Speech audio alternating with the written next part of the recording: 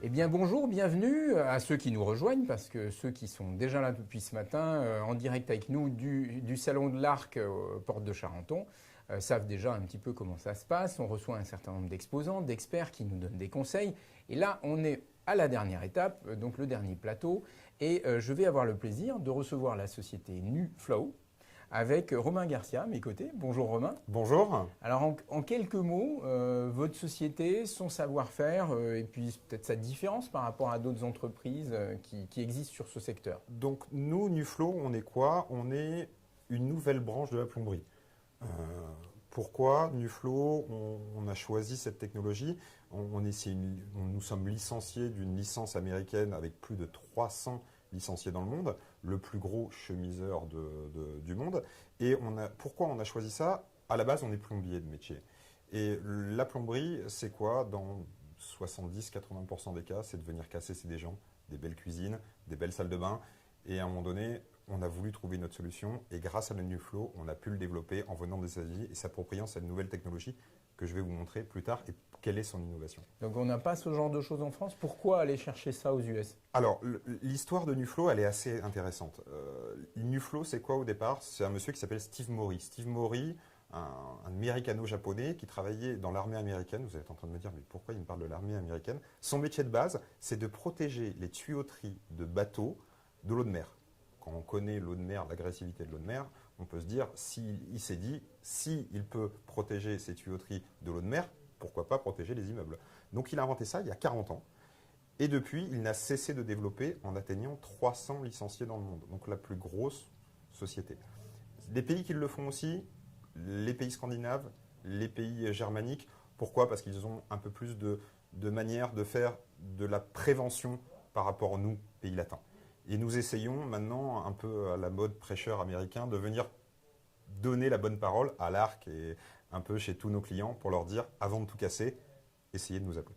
Alors le procédé techniquement, parce que vous avez parlé de chemisage, hein, j'ai noté. Le chemisage, on va parler un tout petit peu technique, mais je vais essayer de simplifier les choses pour que tout le monde puisse comprendre. Le chemisage, le mot chemisage, c'est quoi? C'est mettre une résine époxy à l'intérieur d'une tuyauterie pour éviter la fuite. Deux types de tuyauteries. Pour être un peu plus parlant, je vous en ai montré deux. Une tuyauterie d'évacuation, donc ça, c'est tout ce qui va récupérer vos eaux d'évier, vos eaux de toilette, vos eaux pluviales. Et ces tuyauteries, je vais vous la faire tourner un petit peu, ça va être plus explicite pour que tout le monde le voit. Et bien, ces tuyauteries, à un moment donné, au bout de 40, 50, 60 ans, elles sont en mauvais état. Alors elles fissurent, elles ont des petits piquages, des petites choses. Et ça, ces tuyauteries, vous ne les avez jamais vues chez vous.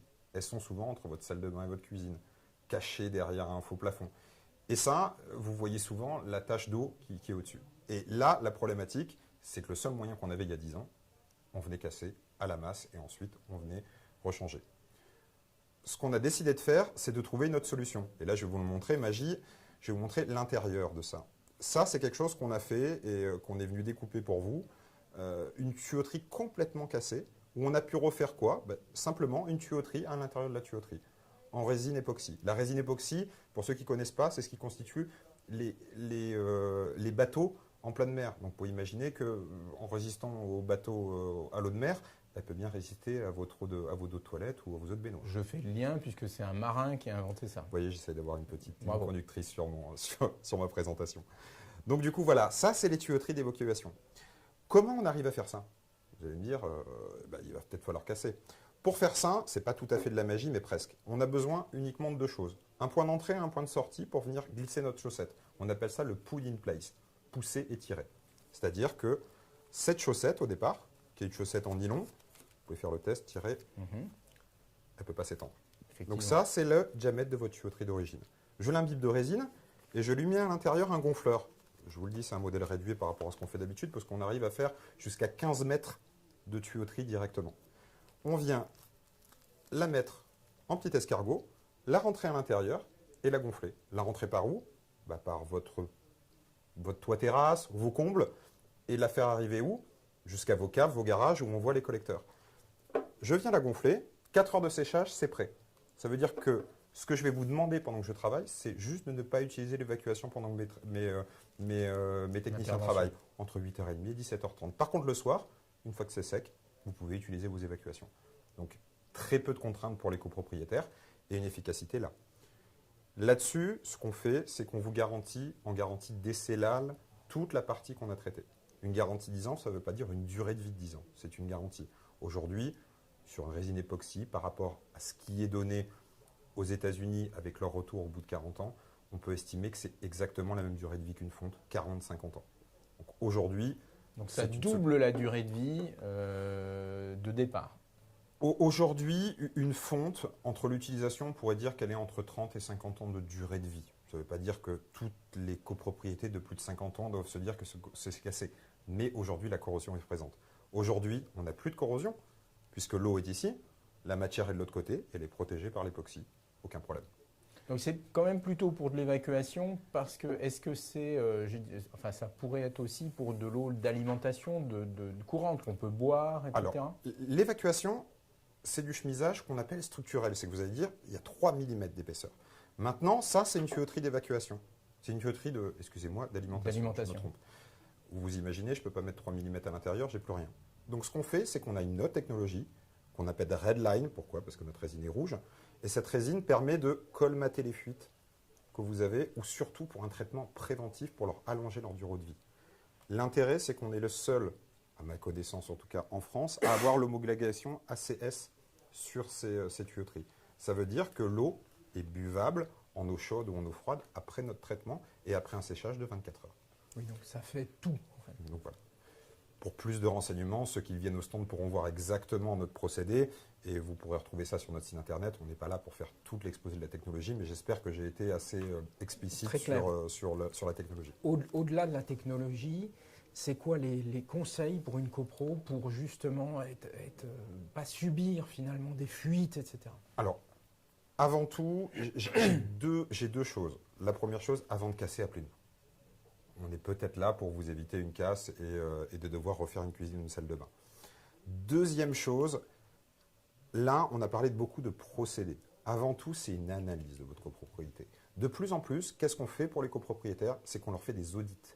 C'est-à-dire qu'on vient, on a des systèmes de caméras endoscopiques qui nous permettent de faire un état des lieux de l'ensemble des colonnes, si on parle des évacuations, de surtout donner des priorités aux copropriétaires.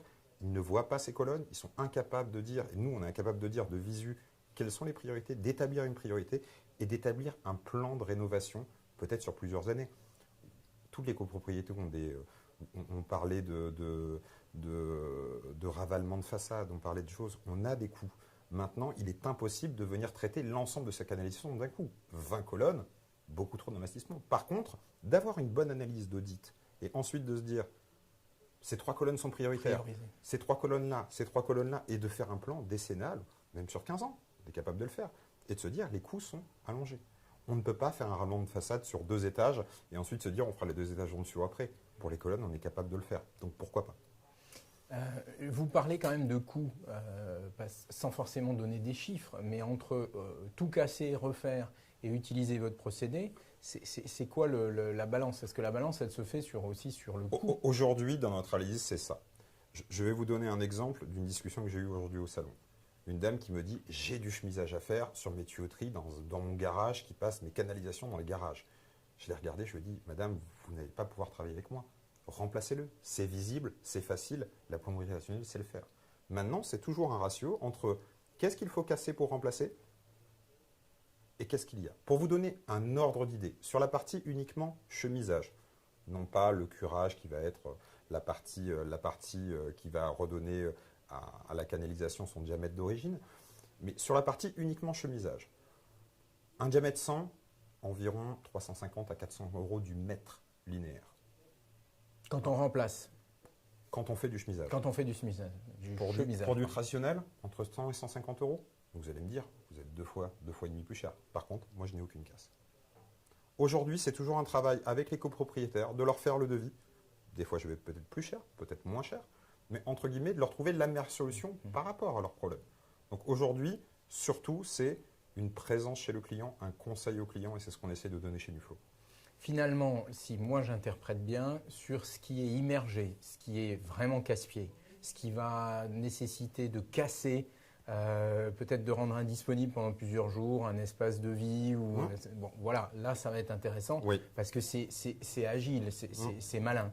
Sur quelque chose qui est peut-être plus accessible, où on peut couper, remplacer, peut-être qu'on peut utiliser le traditionnel et faire un mix entre votre solution. C'est un très bon sens agricole. Tout ce qui est visible, faites-le en traditionnel. Maintenant, nous, on est là pour arriver. Et on a quelques plombiers partenaires qui nous appellent dans des cas où ils ne veulent pas faire de traditionnel, où ils ne peuvent pas faire de traditionnel, pour apporter une solution. Le but du jeu, c'est ça, et surtout de bien analyser. Et entre guillemets, chaque client est différent et chaque devis doit être pris avec une vision différente. Quelques chiffres clés, les implantations, je vois Monaco. Aujourd'hui, effectivement, on a 2 drapeaux français monégasques. Je représente Nuflo pour la partie sud-est de la France, avec une base à Monaco historique, puisque c'est notre base de départ. Et mon collègue Laurent Mocco, qui est sur le salon avec moi aujourd'hui, sur Paris, qui fait toute la grande région parisienne.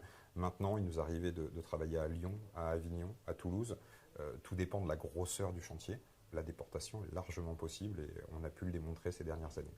Donc aujourd'hui, un chiffre en constante évolution, avec une technologie qu'on doit faire grâce à vous et grâce à ces interviews, faire connaître aux gens pour au moins avoir la chance de pouvoir discuter avec eux et de pouvoir travailler ensemble sur un projet de rénovation et éviter le maximum de casse. Je rappelle le nom de votre société, Nuflo. Monaco, Paris, et puis ma foi, vous êtes encore au salon demain. Oui, donc, tout à fait, jusqu'à la fin. Ceux qui nous regardent ont encore un deuxième effet qui se coule possible pour s'intéresser à leur canalisation et pas être trop embêtés avec les interventions qui peuvent arriver. Voilà. Donc, voilà. Merci beaucoup, Romain.